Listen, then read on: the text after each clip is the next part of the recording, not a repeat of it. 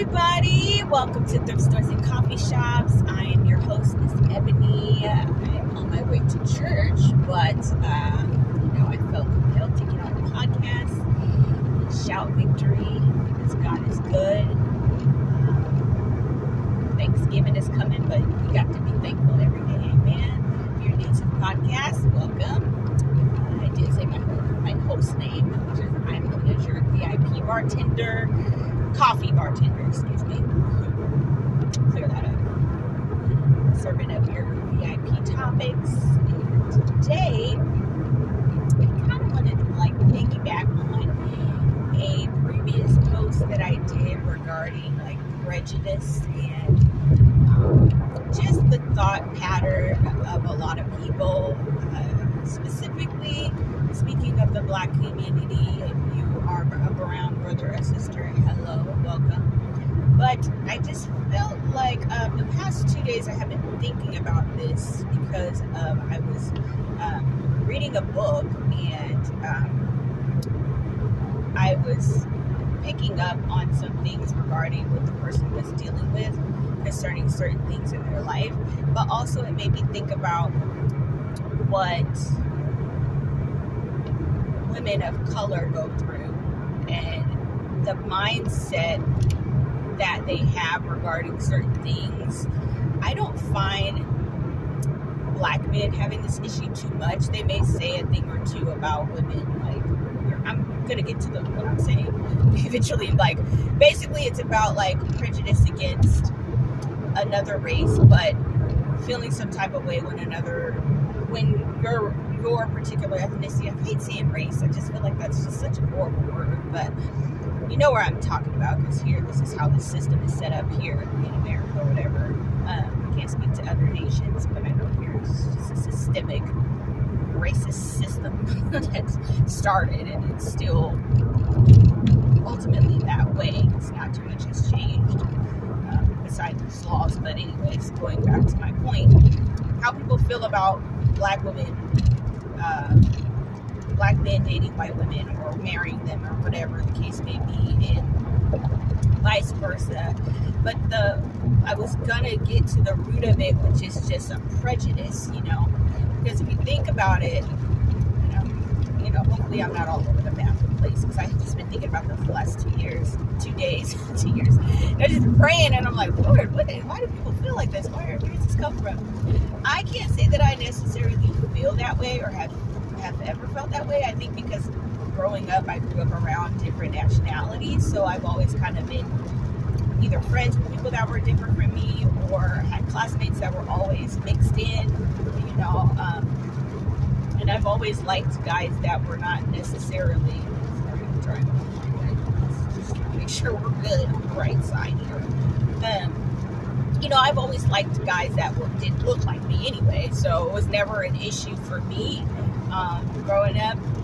But I think there's just been this narrative created for women of color that Black men don't want us, or why do they marry outside their race? And I think people attribute some of that to the media, when you see brothers with white women and football players, basketball players, or whatever, but a lot of them are married to women of color as well. So I think it's ultimately based on who you're attracted to and who you grow to love. And men are very visual. I think women are visual too, and that's something I'll cover maybe in another podcast episode, because I like to see what I like to see too, honey, and I like a nice looking man, just saying, y'all is visual too, but we visual as well. But anyway, all that to say, I don't want to ramble on. I just feel like the root of that is prejudice, and the root of that is just a feeling of being unworthy. And I guess maybe it could stem from racism and slavery, because of how the Black man was stripped from the family, ultimately, and how there's been such a generational, I would say curse, let's just call it what it is, of this missing link in the family. And I think that's why it's so important for us to pray as believers and really pay attention in trying to emasculate the man and get him out of the family and get rid of the nuclear family and this Marxist kind of socialist movement that is going on, whether it's, it's all anti-Christ, anti-God. They're trying to do away with the man in general, whether you white, you Asian, you whatever. This is why all these women are rising up, trying to be in power and positions and authority, whether you agree or disagree with how the election went. It is what it is. America decided, honey, and we was tired of the bull crap, because I was one of them, excuse me, Lord. So definitely voted Trump 2024. Don't at me. It is what it is. People talking about how you can be black and vote for him, because I go by the Holy Spirit and what God is telling me to do, because he knows what's on the other end. Yes, there's Republicans that are wicked. Yes, there are Democrats that are wicked. But if you have been here the last 4 years and have not been paying attention to what's been really going on, then there's something wrong with you. Whole nother segment. However, getting back to what I was saying, prejudice. That's at the root. That's at the root. And women not feeling good enough. Why would I, honestly, just think about it. Why is me as a black woman, would I be mad that Kim Kardashian is dating or marrying all these black men? They're black men that I'm not even ever gonna, didn't want none of the black men she was with for that reason. I mean, she was engaged or married to that one guy who wasn't black, but he was, I think he was mixed with something though. Anyways, but why would I get upset about that? Why would that ruffle my feathers? I don't care who Kim is with. Why would that bother me as a woman of color? Who, in my eyes, the way that I see it is I can get whoever God has for me at any given time. He may be black, he may not be. He may be mixed, he may not be. He may be Asian, he may be Samoan. I mean, it's all over. Just by the way, sis, it's day fine. I know y'all talking about my husband gonna be black, my man black. I want a black glove. Honey, Samoans, just Google them. Polynesian, honey, they be liking us too. I grew up with them, so that's how I know they be fine. Anyway, that's a whole nother subject. I could talk about their culture in one video. Honey, they love them some black people, and they're loyal. I had loyal friends that were Samoan and Tongan, and let me tell you, them is some loyal people, and they be loving the Lord. Okay? They're not publicized enough either, their culture. You see it on TikTok and Instagram, but I'm like, I've been seeing them dancing since we were younger. Coconut, pineapple. Now, right, we learned all that middle school. I've been around their culture. Love me some Samoan and some Tongans. I've been wanting to go to American Samoa for the longest. I'm going soon enough. But anyway, you know. Anyways, sorry, my husband's probably gonna be mixed with everything just because the way that I'm set up, my life is set up, who I am and how I came about it and how I grew up. But that's on God. I'm open to whatever He has for me, man. But anyways, going off on a tangent and sidebar. Sometimes I'll be having squirrel moments, but it's just getting back to the point. Like, why would I be upset that Kim or Chloe or all these women are with black men? Why do I feel like I'm losing out on anything? Because this world is huge. It's filled with people, and it's filled with men that are just good men who are wholesome, who love the Lord and want to be married and want to produce a family and be fruitful, and build purpose with their life and leave a legacy with their life and leave a legacy for their family. So why does that bother me? I just think it's also a boxed in view of you as a person and how you see yourself just being in a box. Like, why would you see God as a God that only wants you to be with one race or ethnicity or whatever? I think a lot of times, honestly, the men that are celebrity or men that choose women that are from another background, if a man, say for instance, was black and he married a white woman, you don't know what God is doing in that family dynamic, because in the history it could be a lot of racism and prejudice. His mama could be prejudiced up and down, and God is like, well, He's not going to marry a black woman like you want me to, mama, so He's going to be with Rachel, and Rachel's white, and you're going to have to get over it. He's breaking something in that, because that's who He fell for. That's who God gave him, was Rachel, and she's beautiful, she loves God, she may be white, but so what? God wanted to break something in that generation. It could be in your family, sis. God might want you to marry a guy that's white because you are so prejudiced. You oftentimes don't get what you think you want anyway. God will give you what you need. You know what I'm saying? He will give you what you need. He could be a white boy from New York, from Queens, just has the swag, just love him some Jesus with all these tattoos. Why would you turn that down if he gonna love you, sis? Because you just want to be with a black man? I'm sorry. Some of y'all gonna stay single, and I said this in another video. You're gonna be single because you're not open. You're gonna stay single for the rest of your life, and you're gonna be really upset because you didn't get the black man of your dreams because he's marrying Rachel, and you're feeling some type of way about it. But God didn't have that for you. I'm just saying, you need to open up your eyes and ask God, what is in your heart that's causing you to stay single, to be single, to not be open? One thing God is, he's a God of people. He created everybody to be a part of his family. Now, whether you choose to be a part of that family is on you. However, when you travel, even still, you see so many different beautiful people from all walks of life. I was watching a video of Christina Milian. Shout out to her. Sometimes I'll watch certain shows and stuff just to check in. I was like, I haven't seen this celebrity in a while, and I'll see something pop up on YouTube. I'm not like an avid binger of those talk shows like that, but I hadn't seen her in a while, so I was like, I wonder what she's up to. She looks great, and she was talking about how, because she has a daughter with a producer, and she was tired kind of dating certain kind of guys, just kind of similar to where Sierra was in her life. And they, like Sierra, she prayed. She said, I prayed to God. I believe she's a believer, or she, knows God in some capacity. And she said, I just want to focus on you and my daughter. She wanted to focus. This is what she told, I can't remember which show it was. It was either Jennifer Hudson, Tamron, or Sherry. One of those, right? I think it was Jennifer Hudson. But yeah, she prayed, and then I think she visited France, and she was having a good time, and she saw this guy that was attractive, and she goes on to talk about how she ended up meeting the guy who was also an artist over there, and it became her husband, and she lives in France now. I said, what a romantic, beautiful story, that she prayed for her not to get a man. She prayed for her to be okay with basically being single and focusing on her daughter. And then God, in his infinite power and beauty, made her love blossom. And she just looks amazing. Christina Milian, she's always been beautiful to me, but she just looks so happy. And I'm like, look at God.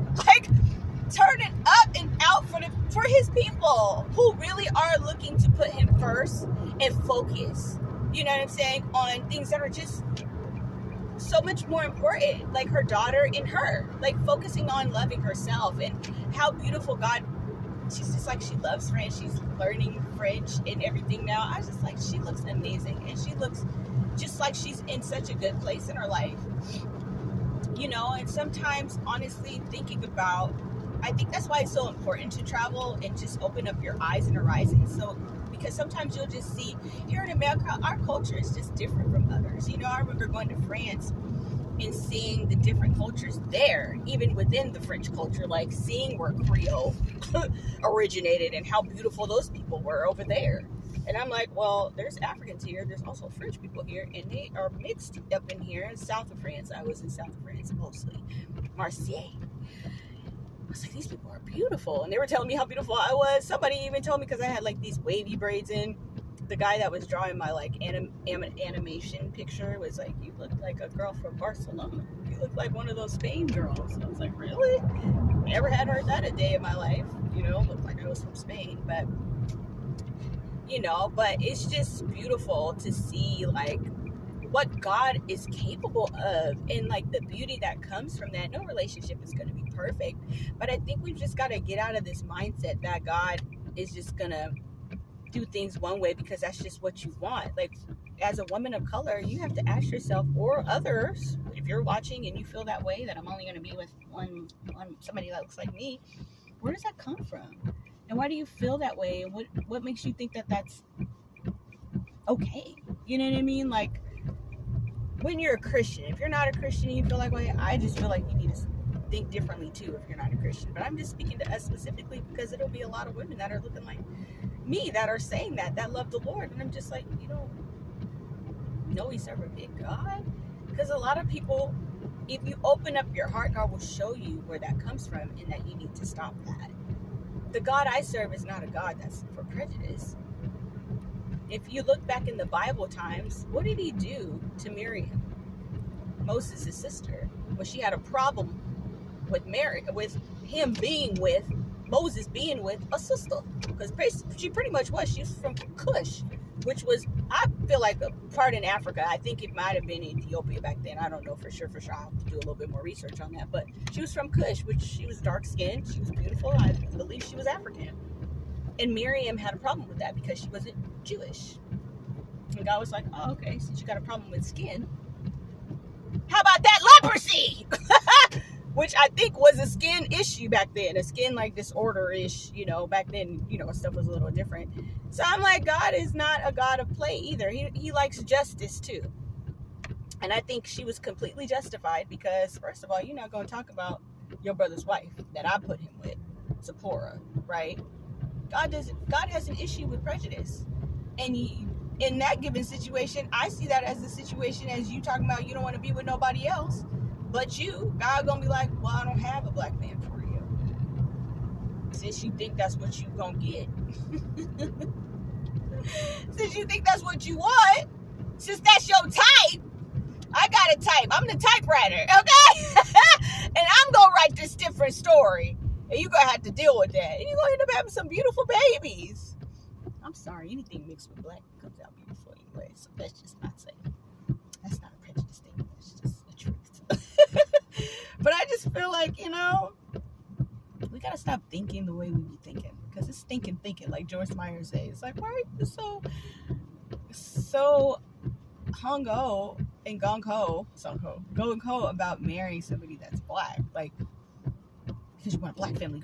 Now, I can understand, I'll say this much, I can understand when we love to see our families that are African American, I don't know if any other cultures feel this way, come together because of the pulling away, the family. You're tired of seeing single black, mothers without the father, and the father, being absent, which not a lot of black men are absent from their families, just saying what they show us and what we always see the majority of what has been shown to us, as far as, because of what slavery has done to the culture in general, because of the stripping away of the man who was one of, powerful leader in the family. So I don't think there's anything wrong with loving seeing that together, because my heart has broken over seeing a few women that were, kind of well known break up with their husbands who were African American. I'm like, dang, and they got kids, and I'm like, this is another black family broke up.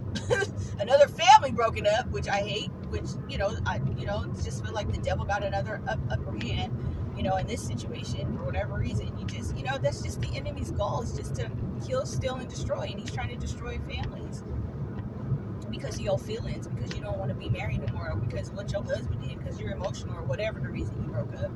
That's between you and God and your man, ex, whatever. But it's just like, dang, it just sucks to see that when God is just trying to just keep the family together, nuclear family as they call it. But it's just like, I feel like you put yourself in a prison. This is just a conversation today, actually. You put yourself in a prison when you think like that. And who wants to live their life like that? I don't, I'm okay with whatever God blesses me with, and I mean that from my core. I might have had a moment in college where we were feeling some type of way about guys that were dating girls or whatever, but honestly, that wasn't even really me. That was an Ebony, because I've always been okay with being, people dating other people, or, Asians with whoever, or, who cares? We make it too much of our business sometimes as women of color. I'm gonna call us out, because I don't think like that, but that who's dating who, that's not my business. I don't care who you marry. That's your business. That doesn't take away from how many other men are in the world. Why do you think there's a limited supply too? Even a black man. Most of them are taken. They married to other women. That's your limited view. There are black men that live in other nations too. You know that, right?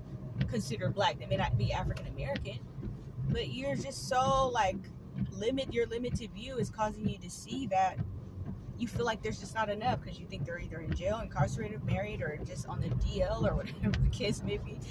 That may be partly true, but it's not the whole truth.